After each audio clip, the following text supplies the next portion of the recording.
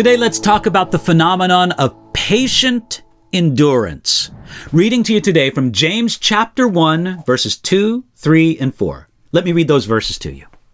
My brethren, count it all joy when you fall into various trials, knowing that the testing of your faith produces patience. But let patience have its perfect work, that you may be perfect and complete, lacking nothing.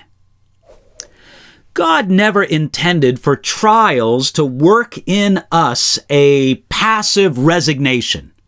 Rather, God intends that trials produce in us an active endurance, a true perseverance.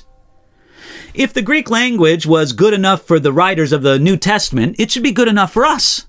Now, this doesn't mean that we become Greek scholars, though that isn't a bad idea. But each of us can become familiar with a few important Greek words used in the New Testament. Here's one of them. The Greek word hupomone has the sense of a cheerful or hopeful endurance.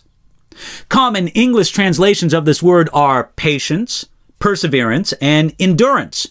You'll find this word in passages such as Romans chapter 5, verses 3 and 4, 2 Corinthians chapter 12, verse 12, Colossians chapter 1, verse 11, and Hebrews chapter 10, verse 36, along with Hebrews chapter 12, verse 1.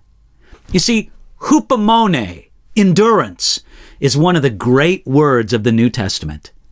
God's plan for our lives is to work patience in us, but not the kind of patience we usually think of.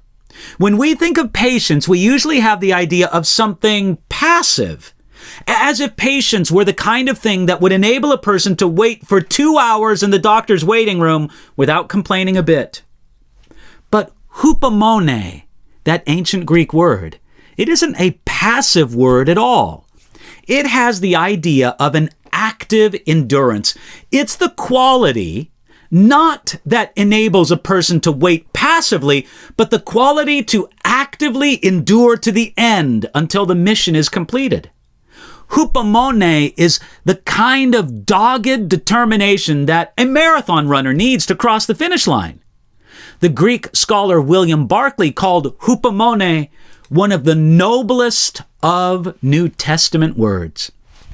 In one ancient writing, hupomone used to describe the ability of a plant to thrive under hard and unfavorable circumstances. Some people define hupomone as spiritual staying power.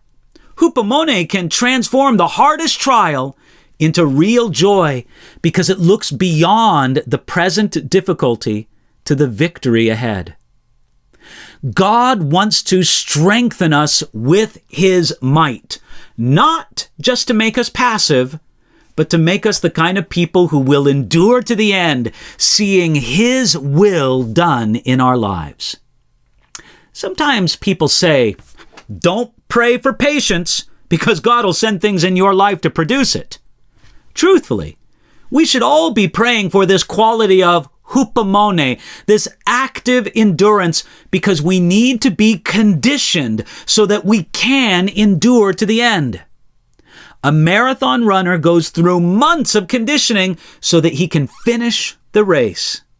Perhaps God has you on His spiritual conditioning program right now. If that's the case, then please don't resent it.